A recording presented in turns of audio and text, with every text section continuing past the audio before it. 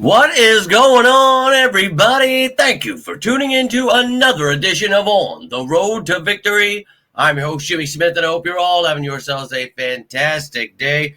Sunday, a little after 6:30, waiting for the Sixers game to get started, but I wanted to break this draft class. I wanted to do this live, but my computer's just not working at all, so bear with me while it keeps lagging. I appreciate all of you taking the time, though, hitting the like button, sharing, subscribing, everything you do to support the channel. Cannot thank you enough. Appreciate you all tuning in throughout the draft coverage, all the live streams, all the videos, the shorts, the posts, everything you guys have been commenting, liking, all that stuff, man. Really can't thank you enough for the support. So I hope you enjoyed all this content. We got 6 of our fits here, so pretty pumped up. But we'll talk about all these picks. We're going to go through it. And then I will have a show for the undrafted guys, do not fear. But the Eagles do have, and a lot of people have asked with the trades, what's going on with the picks. So we have 6 picks next year still. No 3rd, no 6th, but that's as of right now. And then you have 7 picks the following year. So just keep in mind how he is always wheeling and dealing. We got a year till next draft, so I'm sure that will all change. Now, you saw the draft. In case you didn't, here is the full list of all 8 players that they drafted. And again, this is a breakdown of these guys. We will have a breakdown of the undrafted kids, but that's what's going on with the draft picks, and we'll go through it as it happened. We'll talk about these guys, and you can see here on offense and defense, special teams, everybody's getting a little something, even a couple of guys invited to the rookie mini camp. We'll see if they make the squad, but we're up to 91 with the international players. You know, they don't count against the roster, so we'll see which one can actually make it to not count against the roster. But yeah, regardless, these are the guys that you will see a show on hopefully tomorrow. But today we are here to talk about the 2026 draft class and give you my grade on this. And I'd love to hear your grade, your thoughts on these picks, but we're going to go through it, and we're going to start off how the draft started off. Now, we started the day at 23, and as we talked about, we know Howie. He's probably going to have us picking somewhere completely different, and, well, that is exactly what he did. So he trades with the Cowboys, jumps in front of the Steelers, who, if you've seen the story, pretty hilarious, really wanted him, but they did not get him. Now, we gave up 2 fourth-round picks. Who knows what you'll get in the 4th? A lot of people upset about it. It is what it is, man. I really love that they went out and got, in my opinion, if you saw my video or if you watched the pre-draft process, I talked about Makai Lemon was my top receiver in this draft class. And he was the Blitnikoff Award winner. That means he is the best wide receiver. So, I mean, it kind of shows. But you can see here, 1,100 yards, had, 11 touchdowns there, 14.6 yards per catch. He is a return man as well. We talked about his versatility, but this is just your all-around wide receiver. I know he doesn't have the 4.30 speed, but I do not care. I know he's not 6'3", do not care. 200 pounds, don't care. This kid, 21, still young, and I told you who he reminded me of in this pre-draft process, and I said there's no way in hell NFL teams are that stupid that they would let the Eagles get him. Well, they were stupid enough to do that, and they get this kid. Look, and I understand you want to look at just the measurements and the stats and whatever, judge people off that, that's fine. And he's not outside. Okay, he's a slot guy, that's fine. To me, he can learn some outside too. He reminds me of Steve Smith. I told you, he just does it all. The route running, the hands, everything he does. And sure, the yak isn't exactly like blowing your top off here, but he's actually got some really, really just awesome tape. If you go watch him, his breakaway speed, I think he's somebody that just you need to watch the tape. I don't care what any of the measurements or anything says. And I told you, I had him over Jordan Tyson. I had him, and look, I love Tyson. I love Carnell Tate, but in my opinion, he was the number 1 guy, and we got him. And dude, whether or not AJ's here, you've now got Lemon with Devontae Smith, and that's really insane, regardless of AJ Brown. So really excited for him. I thought that was an A+ move by Howie to move up and get him. And people can feel whatever about 4th-round picks, but you never know what you'll get there. You got to go get your guy, and I can't believe he dropped to 20. So great pick there. Then the next day, we go ahead and we talked about needing a tight end. And I know, look, I wanted a safety too in Emmanuel McNeil-Warren, but they went ahead. They took Eli Stowers here. And as I told you guys in the pre-draft process, one of my top fits. So we were 2 for 2 off the bat. But as I mentioned, if you're going to get him, you still need a guy that is going to be able to block. And he's a former quarterback, somebody that I think is going to be, capable of learning to get better at blocking. 6'4", 239, put some pounds on him. He's, spent 5 years at Texas A&M, New Mexico State, Vanderbilt, all over the place. But I told you, I didn't see him as a first-round pick, as some people talked. But if he was in the second, if he dropped in the third, people were crazy.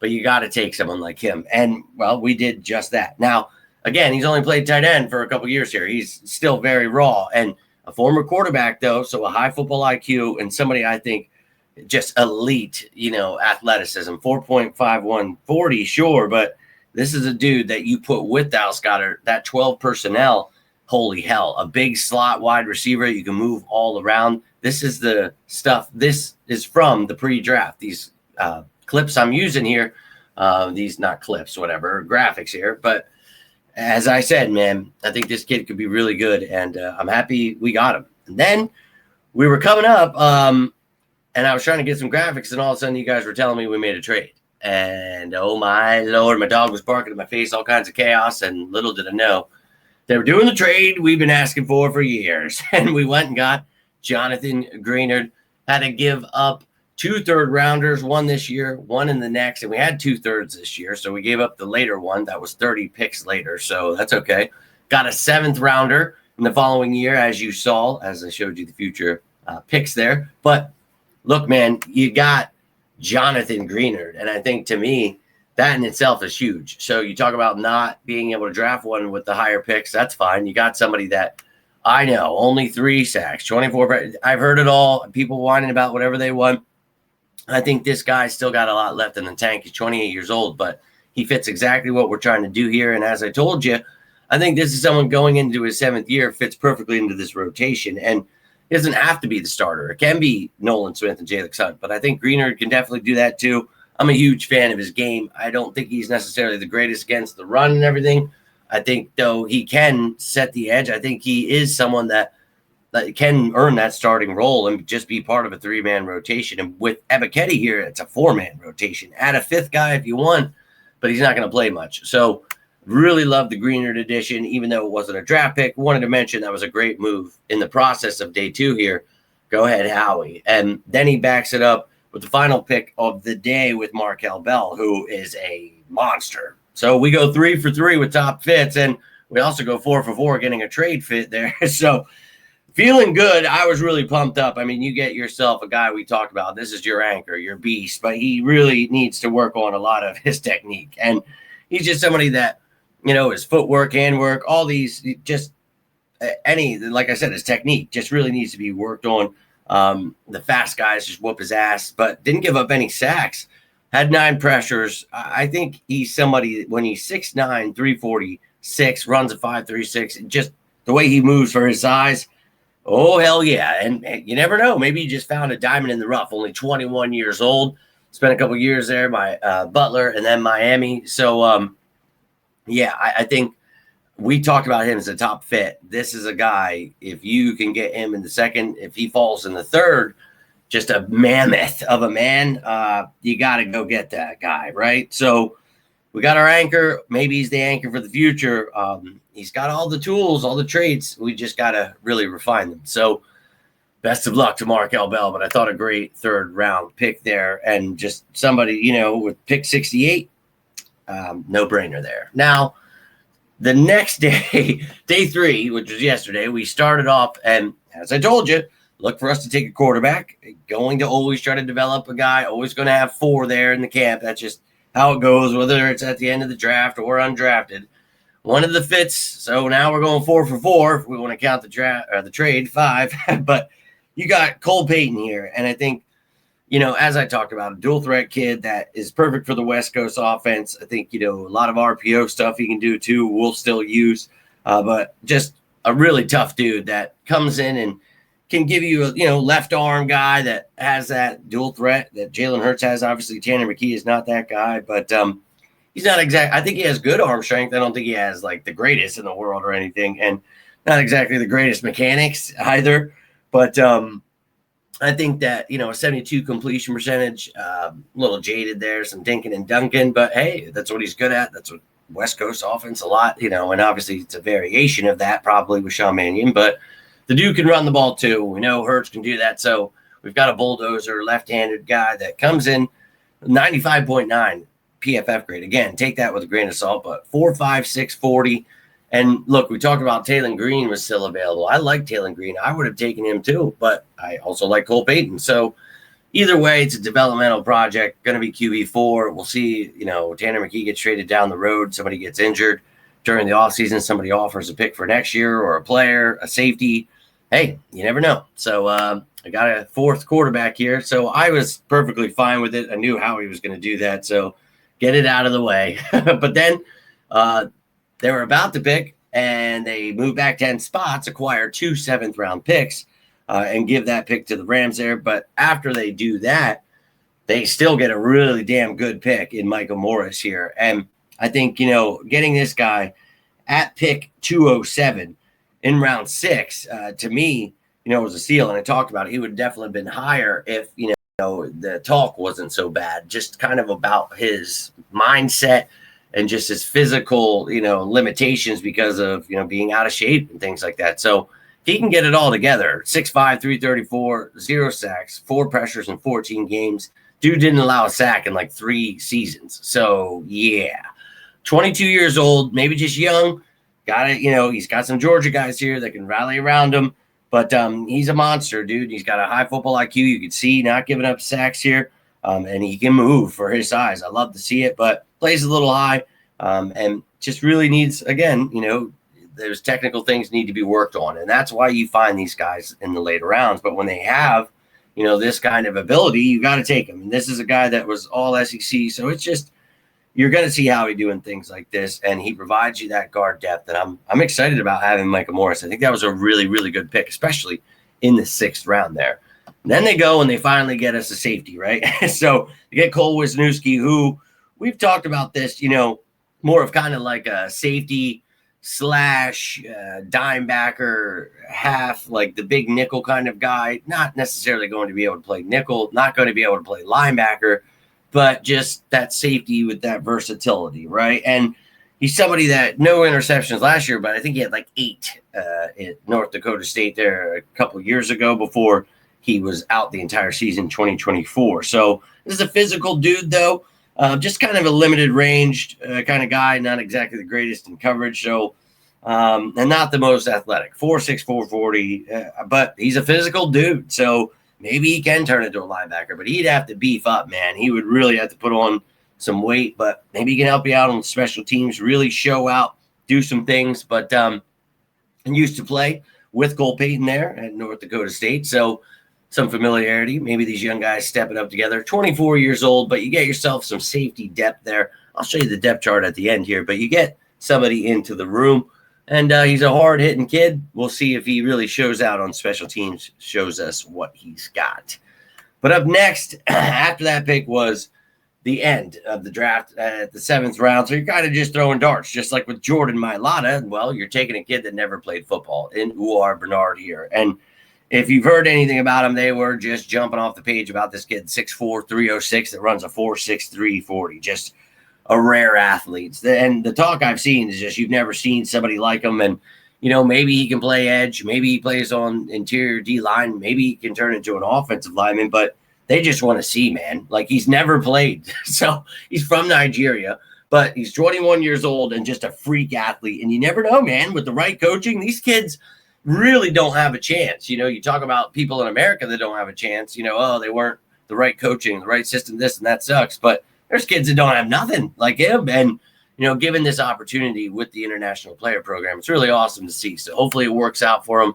And we also got somebody from Kenya, I believe, with the undrafted pool. So we'll talk about him tomorrow. But, hey, best of luck to Bernard. They had somebody that could help him, one of the lines there. So, okay, and then with the final pick, which was right after that, we get another one of my top fits here in Keyshawn, James-Newby out of New Mexico, also played at Idaho, who we got a kid from Idaho with the undrafted pick, so we'll talk about him tomorrow. But 23 years old, 4'5'3", a little undersized, 6'2", 244, but man, 9 sacks, 15 tackles for a loss, 69 pressure. This kid is a freak of nature. And I think that, that number might be a little messed up there, so I apologize. But I think that he's somebody that, obviously with that size, and we talked about this yesterday, a little bit limited with his pass rush moves. He's going to definitely need some coaching up, but he got some damn good. He's got a high motor, 4.53 speed. That's pretty nice, man. And I just think he's somebody that plays with that edge. I want to see that toughness. And look, 9 sacks ain't bad, but of course it's at New Mexico, so you got to understand the level of competition there. But he fits perfectly into the mold we're looking for. That's why I had him as one of those top fits that maybe falls at the end of the draft. Hey, he went all the way in the 7th round. So I really like the kid. I thought that, he had a lot of talent. So I was all about that pick. But that was how the draft went down. That was all 8 picks. And, of course, including Jonathan Greenard, who was that trade we made. But, yeah, man, I thought that this draft was phenomenal. Obviously getting the best receiver with all we've got going on at the receiver position. It's going to be a bummer if he leaves, A.J. Brown, but you now just got the best receiver in the draft. Again, in my opinion, but you can let me know how you feel, and you can let me know how you feel about any of these picks here. I'm excited about it. I thought overall a really great draft. I know we could have probably gone, Emmanuel McNeil Warren, but we talked about his limitations and some of the things, so maybe team just felt better off with what they had, and they have a trade in mind. So I'm not going to give him, any kind of slack for it, but I'm not going to give him an A+ because of that. So they get an A. I thought Howie, again, working his magic. Just a phenomenal draft overall. Coming out swinging. And I told you, he's going to use these picks as ammo. We had like 9, and then when the draft started, we had 8.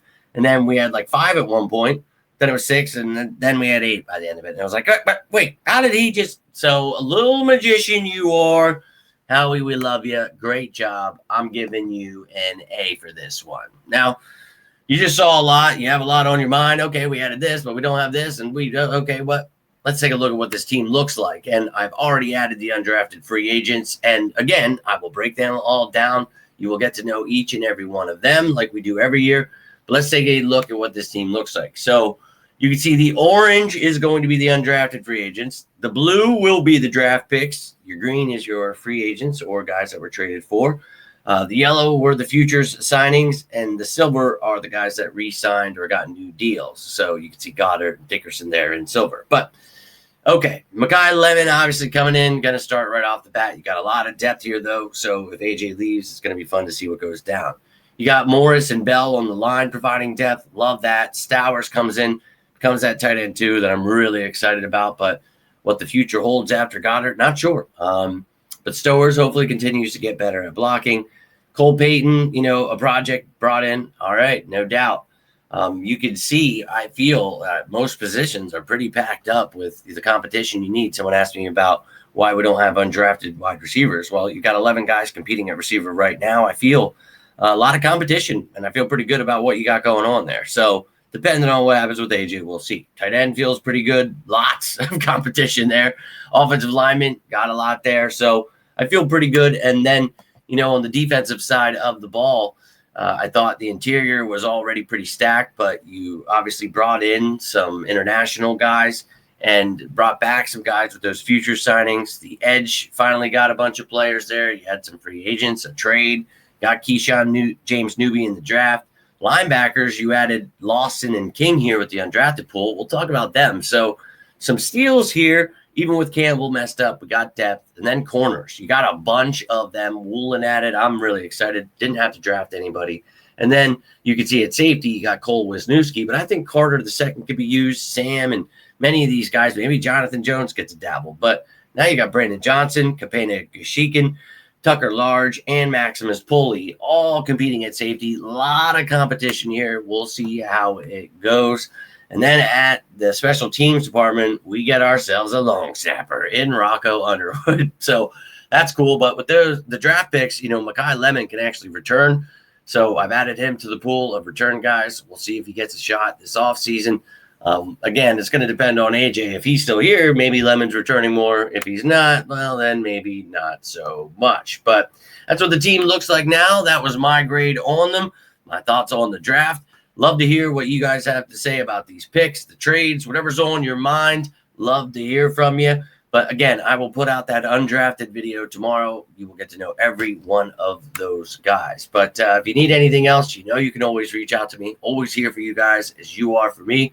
Hope you all had a fantastic weekend. Hopefully you enjoyed the draft coverage. If you need anything, you can always reach out to me. Doesn't have to be about the birds, but all I've got for you, if you enjoyed this one, do me a favor. Hit that like button down below.